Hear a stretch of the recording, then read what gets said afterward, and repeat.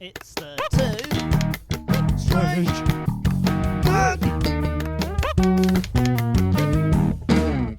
Look at that.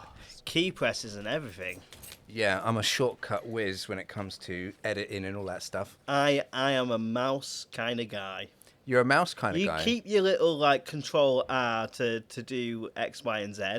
I can just press the button. Thank you very much. Well, that's interesting because I'm a cat kind of guy, and so that kind of explains our dynamic on this podcast. Well, I'm just chasing me all the time. I'm just toying with you. You're in the corner of the room, you're slightly wounded, and I'm just toying with you before I eat you. And I won't even eat the whole of you, just a bit of you. Just a bit. Just enough to make sure that I'm dead, but like not enough to be like, well, that's a bit wasteful. Yeah, and then I'll present the rest, I guess, to my wife, who's like, my pet owner. Yeah. And just like when my cat does that, she'll be like, fuck's sake, cat. I have to constantly clean up after you. Not again. Yeah. So, speaking of, a carcass being presented. Yeah, welcome to the podcast. Yeah. Welcome to our dead carcass that we overanalyze every week. Absolutely. We have been talking last week about this idea of reincarnation, haven't we? Yes, absolutely. I want to continue that and kind of like segue a little bit into what we were talking about last week. We had a little bit of a brainwave and we wrote it down. Do you remember what it was? Are you talking about the idea of the chicken and the egg? Yeah. Yeah, cool. So yeah, I did a little bit of research into the chicken and egg, but like just to make it clear, these couple of episodes, it's about just the idea of rebirth. Not necessarily just the idea of reincarnation, which is one facet of that broader topic. But I am going to take you back to reincarnation to start the show. Oh, absolutely. That's totally fine. It's a good underpinning of what we're talking about, right? Yeah. I thought last week was really informative, and we looked at loads of different cool kind of aspects of it, and we asked ourselves some questions. Yeah. I got a bit kind of like, a little bit emotional afterwards. Yeah, that's it. No, Tom. I didn't. That's a lie. I don't know why I said that. That's it, Tom. Keep patting yourself on the back. That's how you get the listeners. Yeah. Yeah. Just keep. We were so fucking good last week. You just had to be there. 40 episodes of absolute bangers, and if you don't like the episode, you're the problem. Absolutely. Maybe you should go and reincarnate as a bumworm. That is a deep dive until It's not really a deep dive, is it? The episode is literally called Reincarnated as a Bumworm. That's literally a very shallow dive. Surface level. That's it. Surface level depiction there. Yeah. So I want to kick off. The show. Yes. Yeah, the show. I'm calling it a show now because now we're over 40 episodes. It's kind of like when you're a teenager and you think you're an adult. Yeah. And then you get into the world of work, and then you actually are an adult. Yeah. We're adults now, baby. Yeah, but I'm unfortunately I'm an adult who thinks he's a teenager. That comes across. Yeah. Yeah. That dynamic is well tread on this podcast. Yeah. So I want to talk about children who remember reincarnation or think they remember past lives, but specifically children, because I think that's an interesting cycle, because we all know a guy, right? Yeah. Who's at the party. It's like, well, I remember being George Washington III. I've never met one of those, but funnily enough, Carl Pilkington, who's like, one of those very early sort of podcast names, did stuff with Ricky Gervais and stuff like that. He specifically has like a little reincarnation story where he was in a bath when he was really young, and his mum remembers this, and his mum said that he said, "Oh, this bath's nothing like that little old wooden bath that you put me in front of the fireplace." And she was like, "Ooh, I never did that." Yeah. Cue the hysterical laughs from Ricky Gervais calling him a dickhead. And all Yeah, that sort of I was stuff. literally like, maybe I'm becoming a bit more like Ricky Gervais, but I was literally thinking, what a dickhead. The fuck was that story? Yeah, you stupid pillock. Oh, I love him.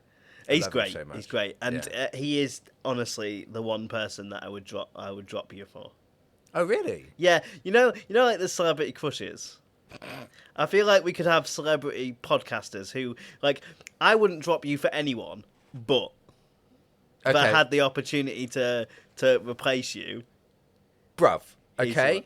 If I dropped If you, you say Annie, I'm actually walking out. if I drop you Yeah. for Carl Pilkington, we could change this podcast to Two Strange Carls. And you know what? I'd fully support it and I'd Yeah. listen. Yeah. I'd be right there. I would love that. Okay. So yeah, that's my celebrity podcast crush. That's who I would cheat on you with. Cool. Podcasting wise. Interesting.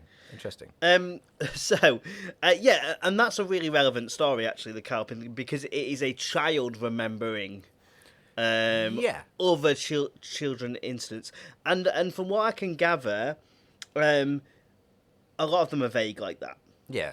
And you can make whatever assumption based on that if you want, but a lot of them tend to be vague, and they tend to be on those earlier formative years. But what is interesting is this is across loads of different cultures and continents, so this isn't specific to a region. There are accounts of young children who spontaneously recall past lives. Could be like the element of deja vu, right? A singular event kind of prompts it, and they remember something. I remember not so much about children, but I remember someone vividly talking about. I went to Belfast prison. And what did you do? There's no, it's decommissioned now. Oh, okay. Like it's something you can go on for a tour. Oh, right, fair enough. And there is someone there that talks about they remember being hung there, but they were only like 60. I mean, if I walked in there now, I'd be hung there. Wow, that's deeply inappropriate. And a little bit funny. Because, I'm a wanton criminal. That's what I mean. Yeah, 100%. Yeah, definitely no extra connotations there whatsoever. So there are accounts of young children who spontaneously recall past lives. Psychiatrists such as Dr. Ian Stevenson of the University of Virginia, if you didn't know, my boy Stevenson. And he's here with us now. Yeah. Hello, Dr. Stevenson. It's just me holding my nose. Documented thousands of cases, Of course it is. but particularly in India, Burma, and Lebanon. Yeah. So he looked at that region. The children often provided detailed, verifiable information about deceased individuals. So what I'm imagining, and please don't take me as some sort of racist or something like that, but I can just imagine Stephen going to these places with his camera, his notepad and stuff, and the sort of the traveller's sort of gear with the khaki waistcoat and stuff that, and the hat, and little street urchins will come up to him and say, please sir, money, and he'll be like, well, have you had any experiences like that? Oh yeah, I'll tell you about it if you give me some money. I mean, that's a very cynical way of looking at it. I suppose you could very much infer that, and sure. You have. In those underdeveloped countries, to a certain extent, he's managed to find the most there, which is interesting. And even the verifiable information, names, family relations, death circumstances, they are things you can find out. I'm being very cynical today. Let's just be factual. So they have offered names, family relations, death circumstances, and some detail there that would be difficult to ascertain under normal circumstances. Okay. Sometimes they're accompanied by birthmarks corresponding to fatal wounds. So someone stabbed in the chest, and a child who recalls this person being stabbed in the chest might have a birthmark on their chest of a similar sort of wounding. Wow. I'm looking at my birthmarks now. Yeah. I mean, I don't really have any interesting birthmarks, so maybe I am an original. Yeah, I like that. I'm an original. Maybe you're fresh. Yeah, I'm first time on the board, baby. That's it. So Stevenson's 1966 study, 20 cases suggestive of reincarnation, brought empirical attention to those specific narratives. Now, it would be interesting to do a deep dive and see, like you said, what type of people they were doing and what they got to be part of the study. That would be an interesting thing to counterbalance it. If you were burnt alive in a life and then came back, would you be at one entire birthmark? Would you just be covered in the knobbly brown skin? Maybe some kind of things you don't get birthmarks for. Maybe it's more like stabbings and All right. Yeah. Fair enough. There's some laws to it I now. I don't know the science behind it, but Because there ain't none. Yeah. You're very anti everything today. I'm not Uncle Everything. Yeah. Right. Good. Yeah. Later researchers like Jim B. Tucker, our mate Jim B. Tucker. I've not made it up. I promise. Jim B. Tucker. Jim B. Tucker continued his work using more rigorous verification. Oh, yeah. So, if let's say if a street urchin actually did come along and say like, here's five. So this 5 original cents. guy, did he look at someone's birthmark and go, "Oh, that's a birthmark. Can So you tell did me you- anything about that?" And then did the kid say like, "Oh, you've been that's because I was stabbed. Like in my last life, I was stabbed there," or like, Do you think I was travelling with this guy? Because you seem to be asking me questions that I would never know the answer to. Or has he like inspected their birthmarks and then gone like, okay, here's like an autopsy report for someone else who was like, a relative of yours or whatever. Right, this bit you'll like. Skeptics point to cultural conditioning and coincidence. The cross-cultural coincidence is striking, for example. Like, the information that the researchers were getting was information that they might not know, but as a culture, they could very much, infer that. Okay. So, like, as a Westerner, you might not know that, that person would die that way, but it was very common in those countries, so they could infer that, oh, yeah, that was it, and they can align those consequences. An elephant sat on him. Yeah, which to a Western, but how would you know that? And then, the guy's like, well, We had to pull him out of the elephant. 90% of people get crushed with elephants around here. Yeah. Have you ever seen someone get kicked about by an elephant? I mean, I think I've seen an elephant maybe 4 times in my entire life. Really? Well, no, I don't mean I mean footage online. Oh, I don't watch footage of people getting hurt. I'm not a psycho. Can I tell you, it's quite harrowing. Yeah, that's why I don't do it.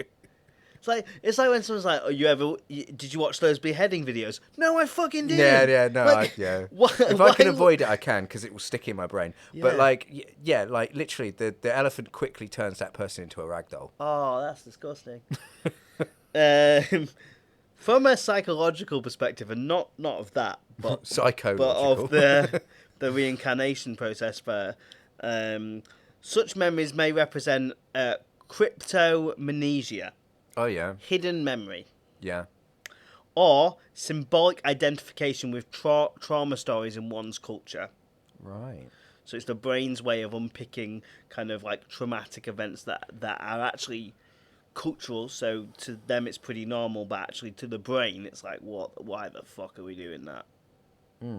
I'd love to be able to actually have like an actual example that no doubt in one of these books that identifies that there's no doubt some anecdotal I'm sure evidence and stuff like that. Yet when the children display xenoglosy, spontaneous use of unlearned language, which is what xenoglosy is, which I'm really interested in and would love to do an episode on that and tongues. I think it's really interesting. The explanation becomes less clear because actually where along their kind of journey of, if they're 6 or 7, where have they come? Yeah, I think it's more likely now to have an explanation where surrounded by other languages all the time, right? You could unconsciously pick a language up little bits. Well, I think that specifically is one that we probably can move on to. I'd love to be able to unpack that further. Yeah. I don't think today we've got enough research to actually talk about that. But that's mental. I don't. I would love even a whole podcast to talk about when people have sort of brain tumors and they learn entire language, like their whole accent and language changes and there's really that Channel 4 documentary or whatever it is where the woman started speaking with a Chinese accent. I love how you're trying to suppress a laugh, but it's so harrowing, isn't it? Because but have you watched Have you watched it? I've watched clips of it. Yeah. Yeah. I shouldn't laugh. But yeah, but It's I mean, kind of hilarious. but like that. That's completely different to learning an actual fucking language. Like, I'd be impressed if she's just started speaking Chinese, and like that would be insane. Like, but just your voice changing, fine. Like Yeah, even I can even understand something that, in yeah. your mouth being like affected could then affect your accent and stuff. You could lose a tooth and then you've got a lisp. But that's another level. Like that. That's mental to me. Like just the idea that someone could just spontaneously, pick up a language, it's just not possible. And what so this idea of like them remembering kind of key details and languages and skills, it blends this idea of science, religion, and folklore, standing at the threshold between like empirical mystery and mythic resonance. This idea of those. Usually, many cases arise between the ages of 2 and 6. And these memories and these instances of being able to record them start to fade as the child matures. So most of the time, within this kind of empirical evidence through Stevenson's work and Tucker's work, most of the time, by the time they're 7 or 8, there is no connection between the memories that they had before. Stevenson insisted on neutral language, suggestive of rather than proof of. So he never said, this is what's happening. Yeah. In fairness to my boy Stevenson, he was like, it suggests this. Yeah. Rather than, this is proof that they actually did go through this. So there was an element of like, step back skepticism there. He'd have to, otherwise he'd be laughed at, surely. Birthmarks matching fatal injuries were documented via medical records. Right. Yeah. Okay. So there is information there. So maybe we could come back to this and have a little bit of a look at one. In Buddhism and Hinduism, early child recall is accepted as evidence of karma continuity. Yeah. So and we talked about that before. This Absolutely. idea that it like follows you along. Critics cite cognitive contamination or selective reporting as a facilitation of this. Okay. Thank you very much, Tom. I would like to just generally talk about the idea of soul retrieval Before you do, and partial rebirth. I wanna talk about us. Us? Yeah. What, live on air? Yeah. We're going to do this now. We're going to do this now. I'm not happy. No, just the difference of us, right? So we've both got our sheets of paper in front of us. Yeah. And I've just done mine. You're about to go to yours. Mine's just like the piece of paper that you handed me this morning. Yours is colourful as fuck. Yeah. Like that just sums up everything that you need to know about us. Well, I've got my written text here, but then just so that I can provide a sort of like a decent sort of movement from one point to another, I need to separate those out with some little highlighting. So I've got a pink and a yellow, and then that's separated out. So when I finish like speaking about the pink stuff, I can take a break. I can move away from my stuff. I can like engage him in conversation, and then I can go back. Otherwise, I'm reading bits and I'm trying to work out where I can then fit in. Where I just fucking raw dog it, baby. Absolutely, yeah. Yeah. Maybe there's a difference in our presenting styles that the audience can pick up on. Yeah, they'll probably be like, oh, well, Carl's so... my imaginary glasses. Carl's just so ready with all the information and Tom just chat shit for half an hour. Maybe. I'd like to use the word enigmatic. Yeah? Yeah. Yeah. I don't exactly know what it means, but I like to use it. Yeah, I don't think it works in this context. Well, that seems like a very enigmatic thing for you to say. I appreciate. Okay. So that's where we're at, are we? We're just going to throw out very onomatopoeia words, are we? Absolutely. So let's enigmatic this topic here. So we're looking at shamans and shamanic soul retrieval and partial rebirth. Okay. So in many indigenous cosmologies, from Siberian Tungus shamans, for example, to Navajo healers, illness is understood as a loss of soul fragments. Okay, now that's a big word, cosmology and things like that, but that's just basically that understanding of the universe that we've talked about previously. Yeah. So, the loss of soul fragments. When trauma or shock occurs, parts of the soul can flee, leaving a person depleted and possibly deflated. Does it kind of say what souls, what part of the souls are separate? Is there like a social part, a sort of like part that looks after your like physical health? I mean, when we've looked at these different like cultures and stuff, and like what's collectively kind of like accepted in these different traditions and cultures and stuff, a lot of the time what ends up coming across is the idea that the soul or the person is separated into different parts.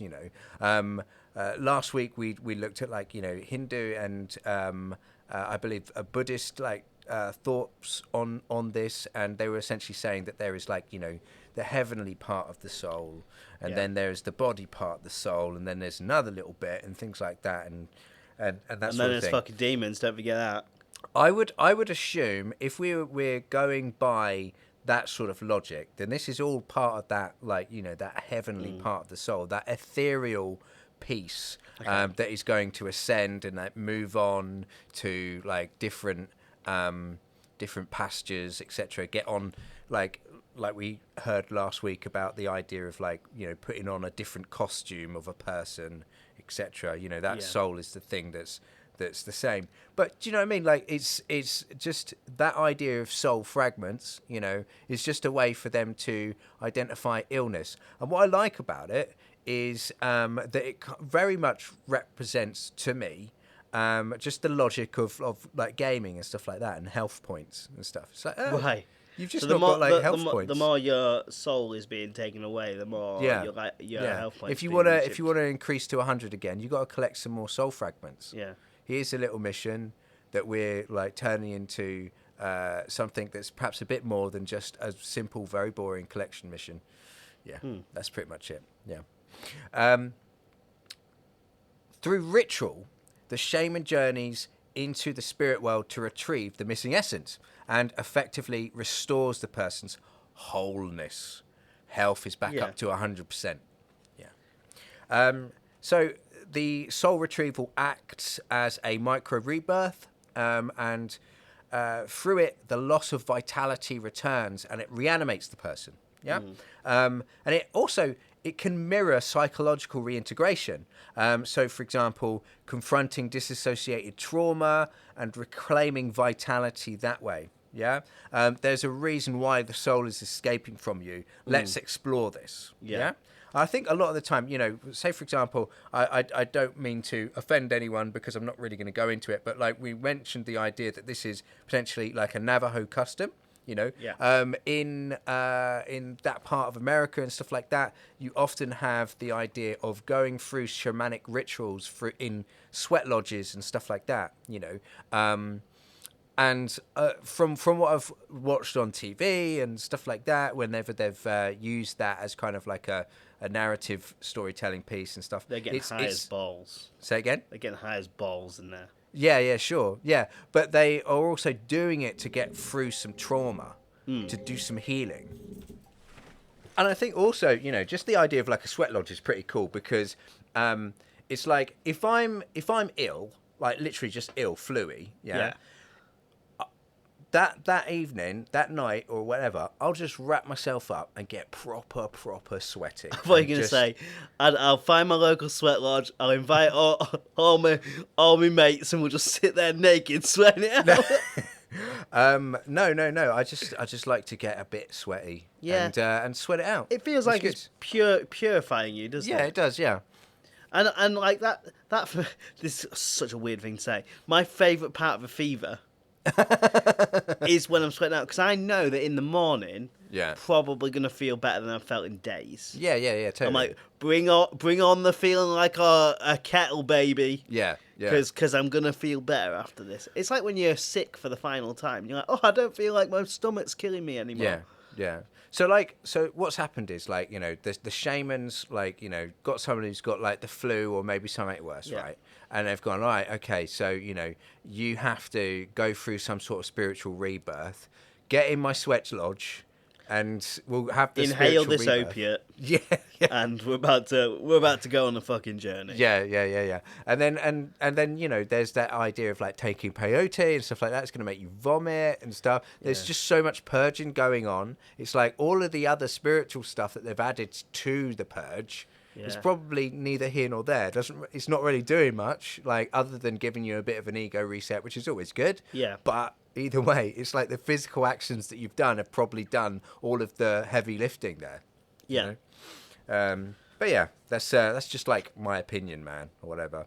But I think it's grounded in logic, and then when all of these theories, as we say all the time, are just about trying to fit in kind of like how the brain works and try and find theories until we actually know. We're constantly trying to find ways to make things make sense, right? Yeah, absolutely.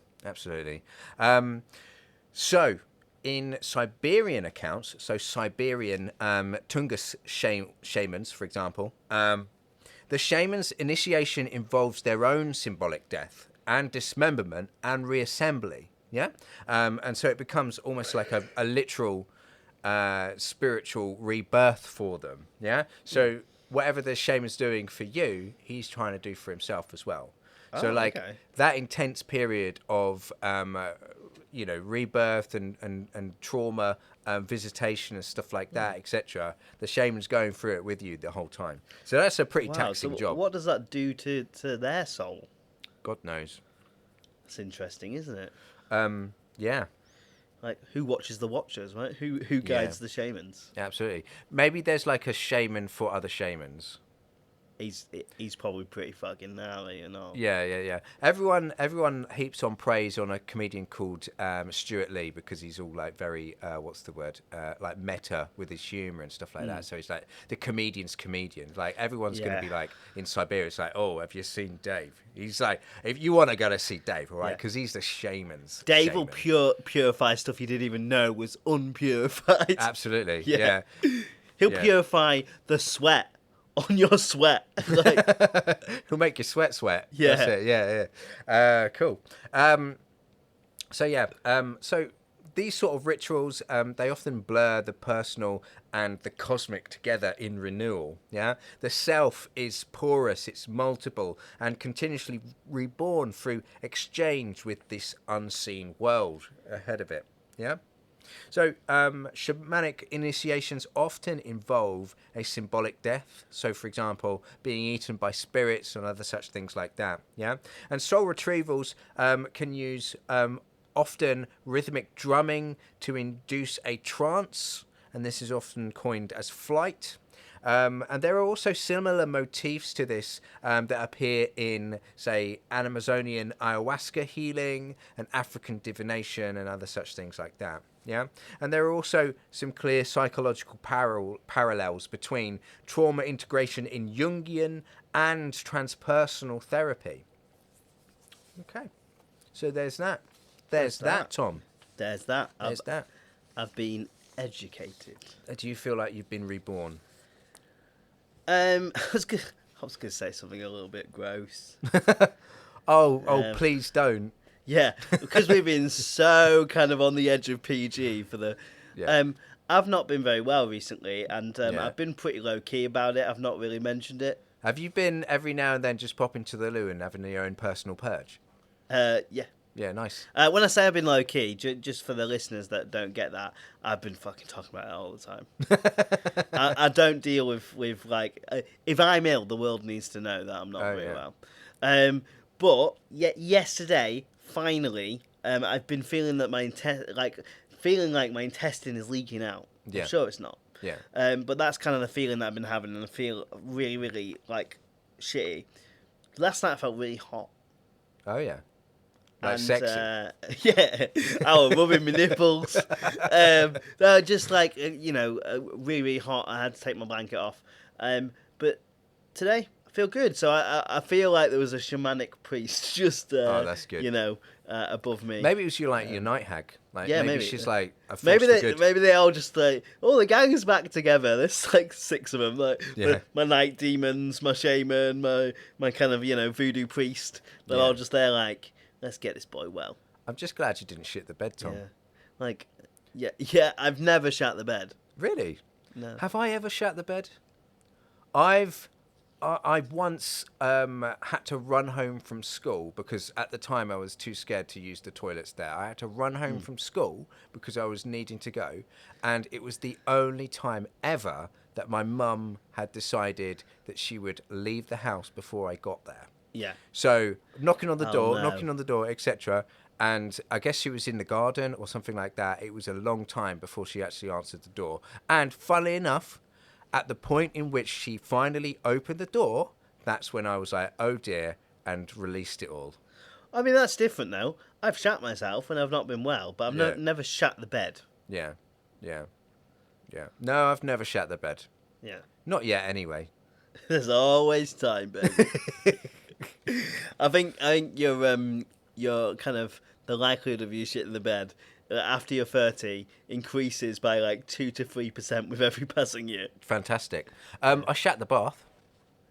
Oh, that could not have been a good time. So I was a very young child. Yeah. And I was sharing a bath with my brother. Oh no.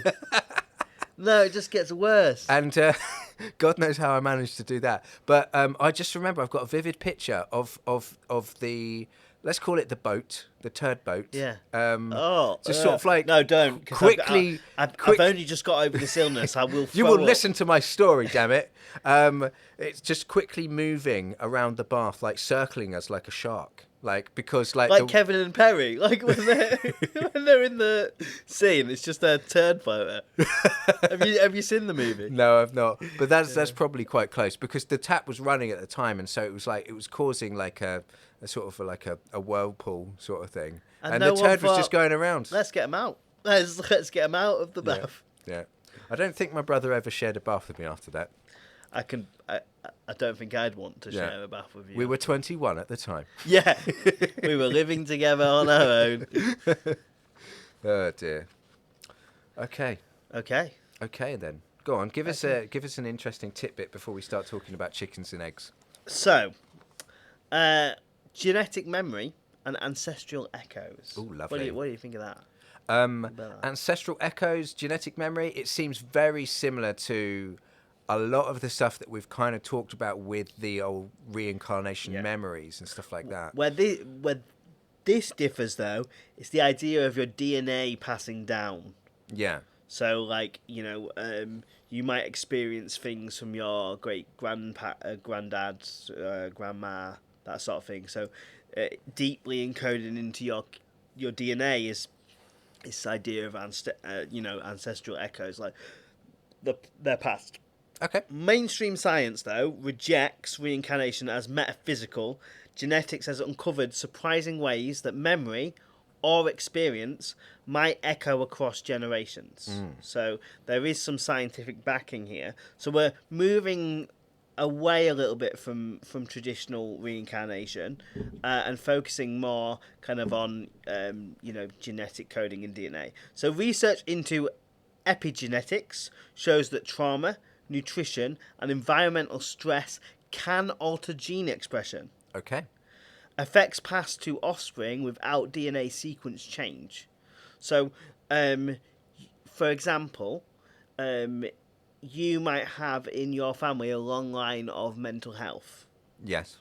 While mental health is not always hereditary, there could be, a significant line of people in your family that has the same mental health condition. Yeah, okay. In this sense, one's ancestors live on, not metaphorically, but biologically. Descendants of Holocaust survivors, for instance, show measurable epigenetic markers related to cortisol regulation. There's a famous philosopher who essentially, I can't remember his name, but he wrote a book about his ideas and stuff like that. And he can essentially be summarized as one of his main thoughts was that essentially, the ultimate sort of like goal in life is to end your life, essentially. And he committed suicide very close after publishing the book. But what's interesting is he had also witnessed like his brother, I think his grandfather, I think his father as well. Not fully accurate as how many people actually did also commit suicide, but like it almost seemed hereditary. But whether or not that's because he witnessed them and then that's influenced him or not, it's interesting. Yeah. Well, psychologically, it brings up a lot of interesting things between kind of you look at the world as it is today. There's lots of kind of like shared trauma with certain groups of the world, and there's lots of kind of like historic problems within the Middle East, within Ireland, within different parts of the world where systemic kind of trauma has impacted generation after generation after generation. So this idea of epigenetics is interesting for that alone, I think. Yeah. Mythically, this parallels ancestral rebirth, not through soul migration, but molecular resonance. Yeah. So instead of kind of the soul coming out, each of our ancestors lives in our DNA. Yeah. And a piece of them and a piece of what of importance kind of comes with them. So we're gonna go to your boy Carl Jung. Yeah. He had the idea of collective unconscious. So collective unconscious anticipated this connection.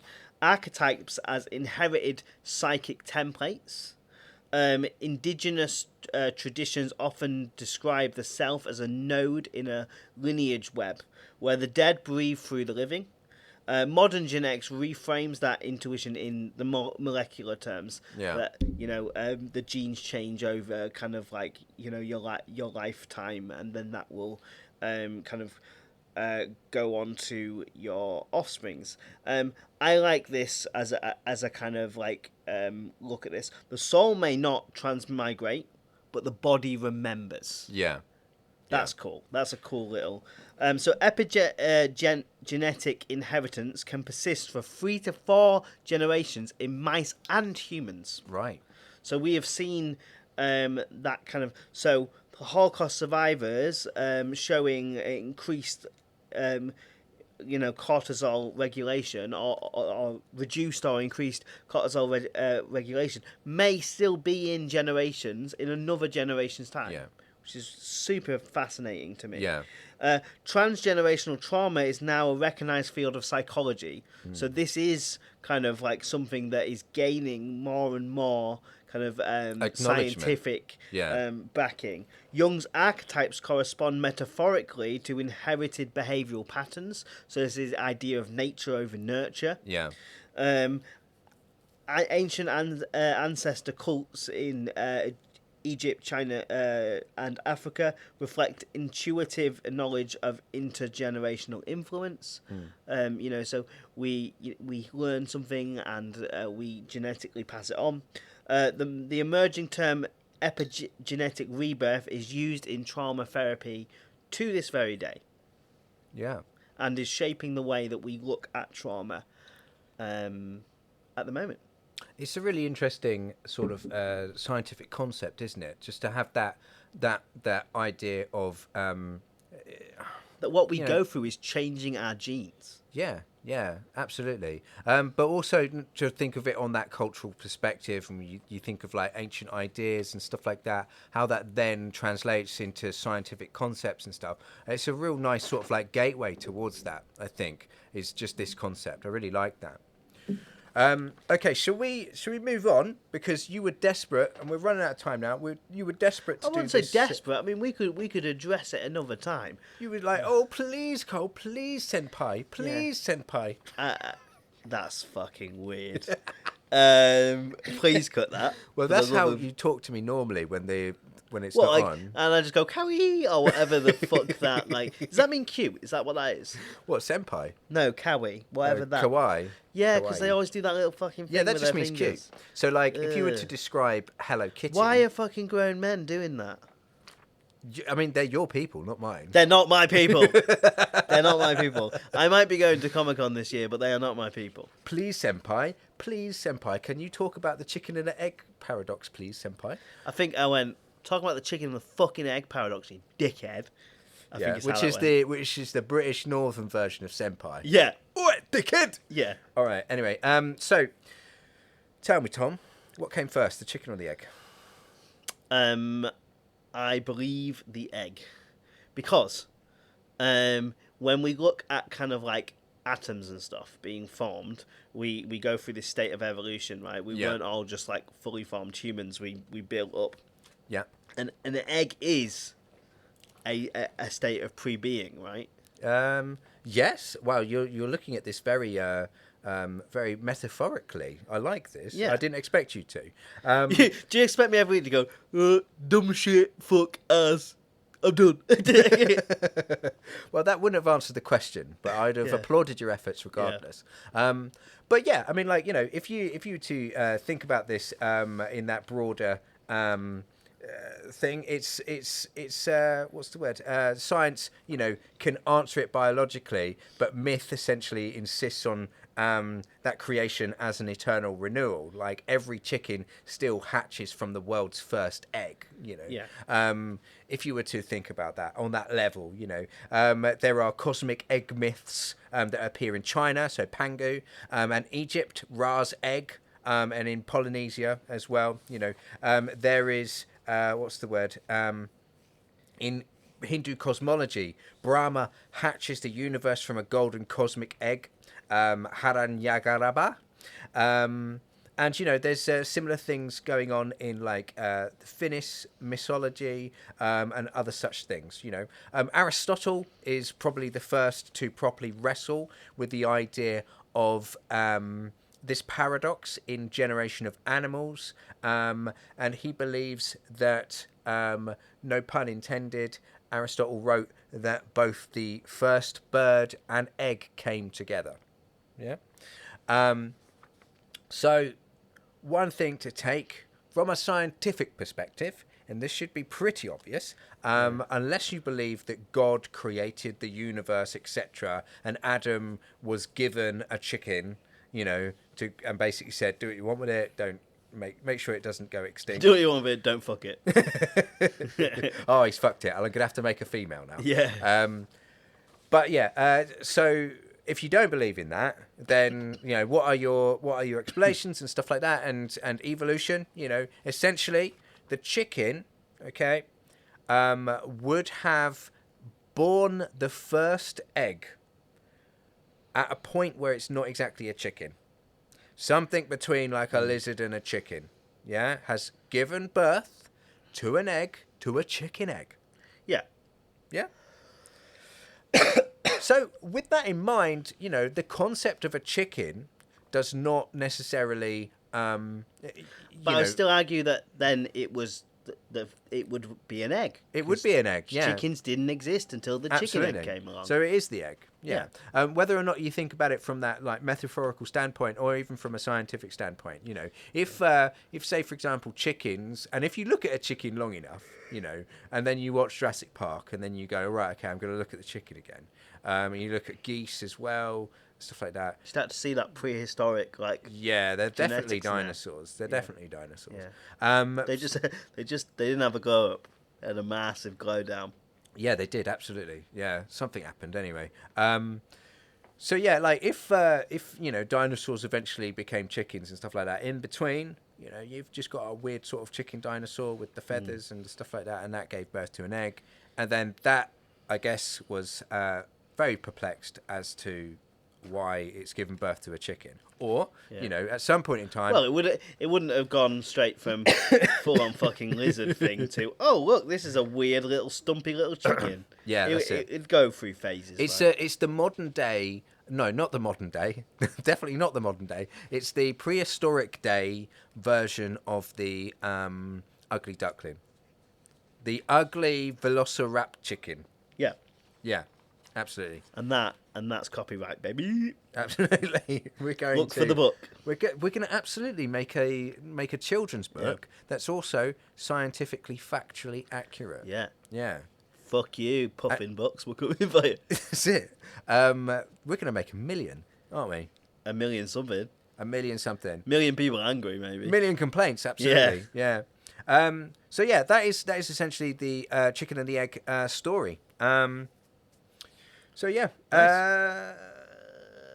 the ovocalidin 17 protein is actually unique to chicken ovaries. Right. It's the chemical that crystallizes an egg, and so it in that way creates a eggshell through crystallization. Interesting. Yeah. Have you ever eaten a chicken's ovaries? I don't think so. How would you know? Well, I wouldn't, but that's why I said I don't think so. Oh, okay. Interesting. But when you cook a whole chicken, who knows what you're eating, right? Who knows which parts you're actually eating? I mean, that bit around the back, like Yeah. the bit inside around the back, it's got some tasty morsels in there. So You think that's the ovary, do you? it might be. I mean, like, I wonder sometimes, am I eating lung? I don't know what, but like, it's all tasty. They remove the organs, though, don't they? Yeah, but they don't get them all. Like, there's definitely some stuff going on in that back bit. What fucking chickens are you eating? I love chicken, I tell you that much. I also dig around the parson's nose for some select pieces of meat in there as well. Parson's nose. The chicken's ass. That bit on the end. Yeah. I just never heard it called that before. You've never heard it called the parson's nose? The parson's nose. What no. do you call it? Well, you're having your Sunday roast. What do you call like the chicken's ass? You go, oh, come on, love. Pass me the chicken's ass. I try not to. I just say I cut all my chicken up because I'm not a freak. And what do you do with the chickens? You like throw it away? Well, the carcass, yeah. You throw the carcass away. Yeah, Oh, what mate, are you good. doing with the carcass? Save it for me. Like Save it for me. I building love it all into a fucking chicken bone armor or something. That's a good idea. Yeah, you're welcome. Save it for me. Next time you have a chicken carcass, go. I'll leave it out for Carl. Do you brew it as like a broth or something? Oh, that would be great, wouldn't it? Yeah. What the fuck do you do with it then? Make a lovely chicken soup. Oh, I'm done today. I'm done. That's it. We're wrapping. Chicken soup for the soul. Bye, everyone. See ya. Bye.